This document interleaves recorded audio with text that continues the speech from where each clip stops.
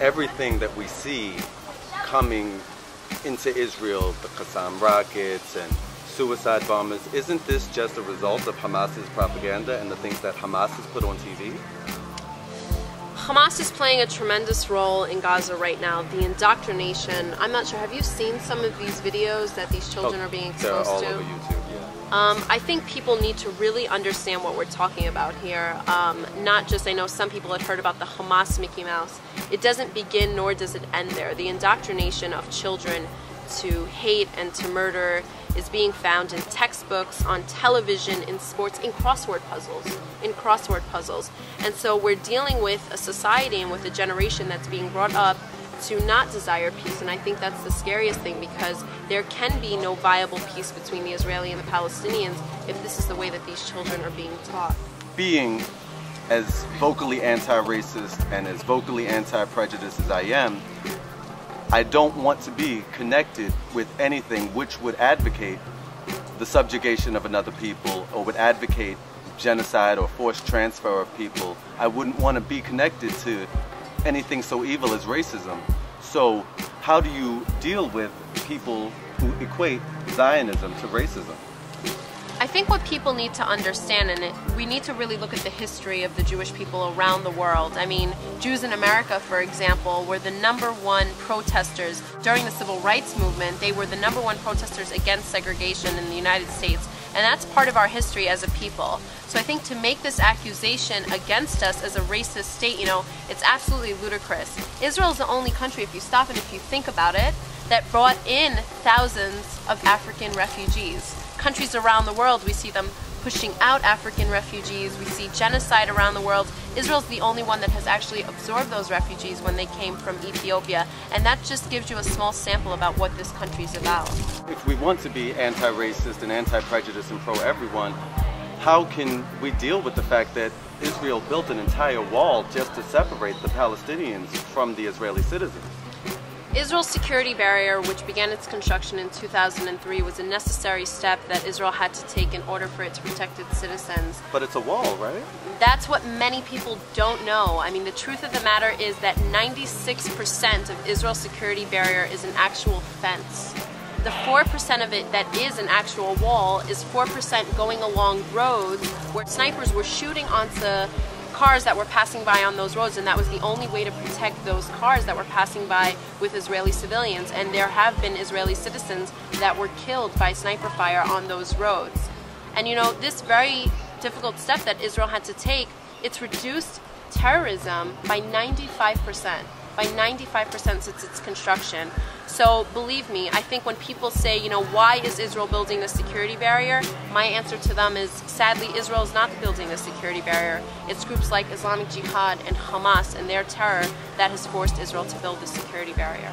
Why would Israel want to build a security barrier between itself and the residents of the West Bank? Doesn't most terrorist activity come from Gaza? That's the thing that also a lot of people are mistaken about.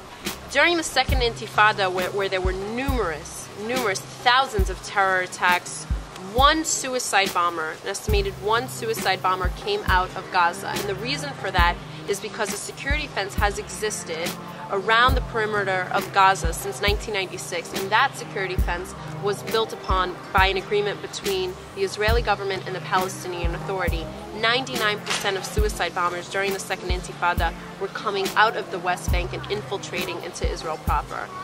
I know personally that I had no idea that there was such a thing as a security fence, that all I had ever heard about was this horrible apartheid wall that had been built up, and I know that I had never heard of a joint security fence being built as a result of a joint effort between Israel and the Palestinian Authority in Gaza. How is anybody supposed to get informed about these things? Well, that's a lot of what our work at Stand With Us is. It's about informing people about the truth about the situation, the facts on the ground. I also think that people should really pursue this on their own, you know, going after these sources, watching these TV shows, as we had mentioned, that are coming out of the Palestinian Authority, and just keeping up to date. I encourage everyone that wants to get involved, they can come to the Stand With Us website, they can sign up for our newsletter, and they can stay involved. And I think this is an issue for all people everywhere. This is something that is so highly debated, and I think the only true way towards peace and the only true path towards peace is through education and understanding, and this is what we're hoping to do. Just in the time that we've spoken over these past couple days here in Sydney at this conference, that I've learned a lot from you, a lot of things that I believed were totally not the case, and there's a lot of misinformation going on out there. Where does this come from? Why are we so misinformed? I think the misinformation that's out there, a lot of times we get these images from the media and we hear these sound bites and we really don't know the entire story behind it. And I think it's our responsibility as people who care about the world, to really look into these issues and understand everything surrounding them and the facts on the ground. And essentially that's what I'm trying to do in my work, is try to change these images and a lot of this, you know, disinformation that's out there, and really just show people the truth about the situation. There's no contradiction being pro-Israel and being pro-everyone. Supporting Israel as a Jewish state and supporting Palestinians can go hand in hand. And a lot of people, I guess, need to realize that more. Absolutely, and I think one of the greatest things that we're dealing with is just kind of this hypocrisy that people have when they're looking at Israel. You know, people who are supporters of women's rights and gay rights and religious freedom. These are the people that need to be supporting Israel, because Israel is doing all of these things and is at the forefront of serving as this great pluralistic democracy. And I think if people really understood that, then they would understand what Israel's all about and why we love and support her.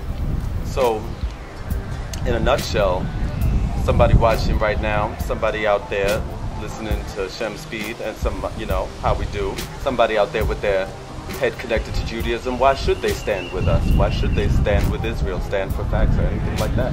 I think it's the right thing to do, and education really is the only way to peace and the only way to understanding. And I think if we take up a position on anything, we should know the truth about it and the facts from start to finish.